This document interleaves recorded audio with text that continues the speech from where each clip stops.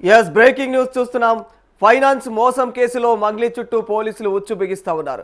శుభక్షేత్ర private limited పేరుతో అమాయకులైనటువంటి ప్రజల నుంచి అయితే ఇక కోట్ల రూపాయలనైతే కొల్లగొట్టినట్లు వెలుగులోకి వచ్చినటువంటి ఆర్థిక మోసం కేసులో సైబరాబాద్ ఈఓడబ్ల్యూ పోలీసులు దర్యాప్తు ముమ్మరం చేస్తూ ఉన్నారు.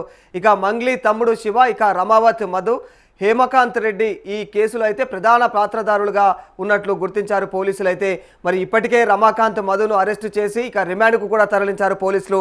ఇదే ముఠా నల్గొండ జిల్లాలో ఇక గోకులనంద ఇన్ఫ్రా పేరుతో కూడా ఇక కోట్ల రూపాయలనైతే కొల్లగొట్టినట్లు సిఐడి 5 కేసులు అయితే నమోదు చేశారు. మరి ఆ కేసులు విచారణలో ఉండగానే ఇక నిందితుల యొక్క ముఠా ఏకం విత్ నేచర్ అనే థీమ్తో అయితే శుభక్షేత్ర ప్రైవేట్ లిమిటెడ్ పేరుతో పెట్టుబడులు అయితే ఆహ్వానించారు. మరి 5 లక్షలు పెట్టుబడి పెడితే ఇక 101 గజాల యొక్క స్థలాన్ని అయితే రిజిస్టర్ చేయడంతో పాటుగా కూడా ప్రతి నెల 5% చొప్పున అయితే 42 నెలల పాటుగా ఇక రిటర్న్స్ వస్తాయని చెప్పేసి అయితే బురిడి కొట్టించి ఇక కోట్ల రూపాయలైతే కొల్లగొట్టించారు. మరి ఈ కేసులో ఏప్రిల్ 17న అయితే రమావత్ మధును రిమాండ్కు తరలించినటువంటి సైబరాబాద్ పోలీసులు మిగిలిన ప్రధాన నిందితులు ఇక శివ, అతని స్నేహితుడు హేమకాంత్ రెడ్డి సహా మరో 2 కోసం అయితే గాలింపులు కొనసాగిస్తూ ఉన్నారు.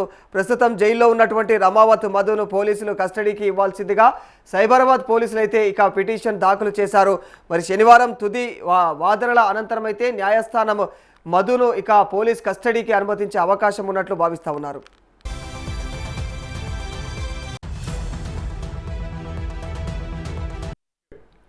మరి ఇప్పటి ఈ కేసులో ఇక సింగర్ మంగ్లీ పాత్ర ఎంత మేరకు ఉంది అనే కోణంలో కూడా పోలీసులు దర్యాప్తును ముమ్మరం చేసినట్లు పలు సాంకేతిక ఆధారాలు సేకరించినట్టుగా కూడా తెలిపారు.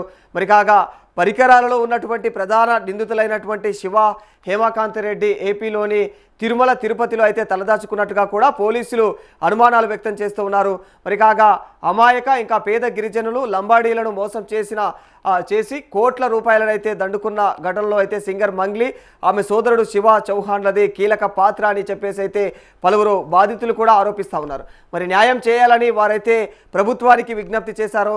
మరి లేకపోతే ఆత్మహత్యలే శరణ్యమని చెప్పేసి కూడా వారు వాపుతూ ఉన్న వైనం కనిపిస్తూ ఉంది.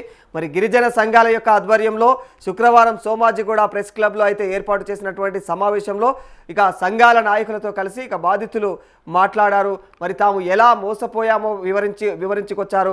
కడుపు నిండా కూడా భోజనం తినక, కంటి నిండా నిద్ర లేక అయితే రోజులు గడిచిపోతూ ఉన్నాయి.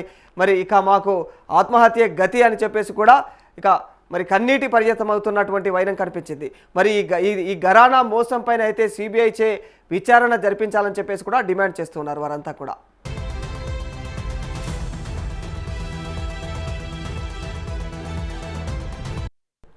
మరోవైపు మంగ్లీ కేసుకు సంబంధించి గతంలో పంజాగుట్ట ఠాణాకు వచ్చినటువంటి న్యాయవాది సుబ్బారావుకు ఇక సిఐ రామకృష్ణ బ్రీత్ అనలైజర్ పరీక్ష చేసిన అంశంలో కౌంటర్ ఎందుకు దాఖలు చేయలేదంటూ కూడా పోలీసులపైన అయితే హైకోర్టు ఆగ్రహం వ్యక్తం చేసింది.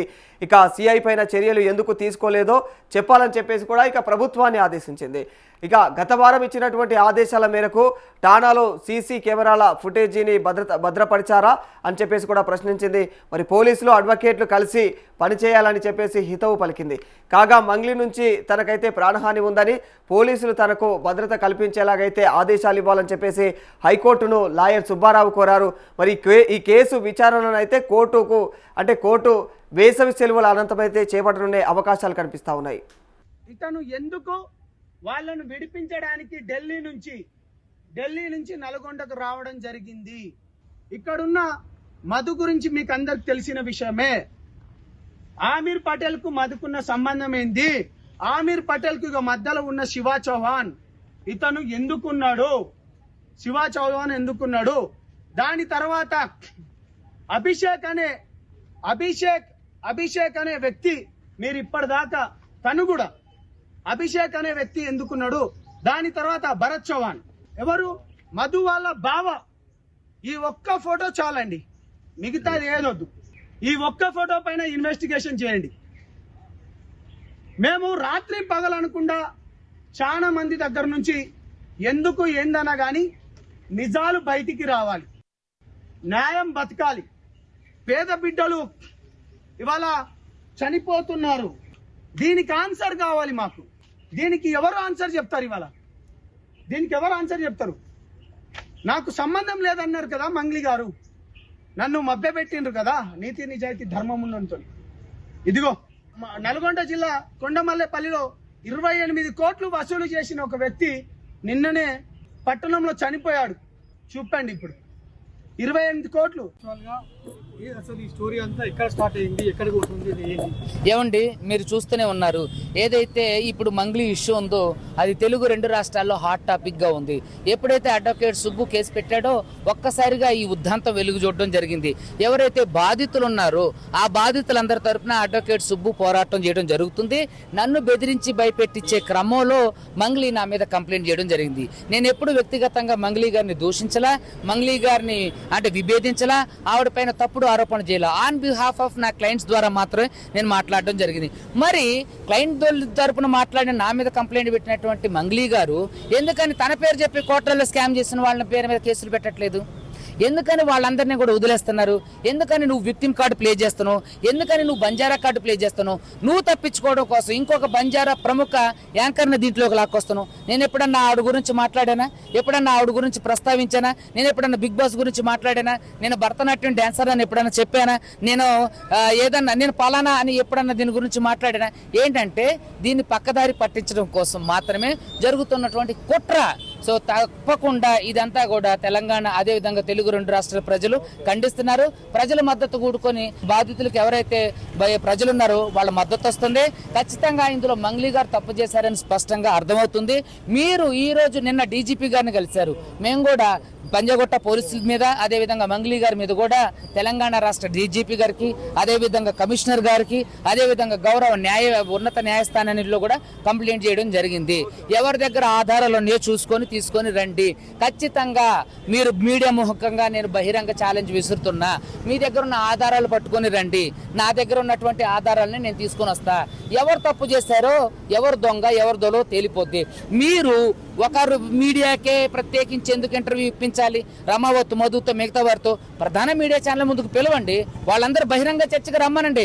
వాళ్ళ ట్రాన్సాక్షన్స్ ఇప్పుడు రమావత్ మధు ఫోటోలు చూపిస్తాడు.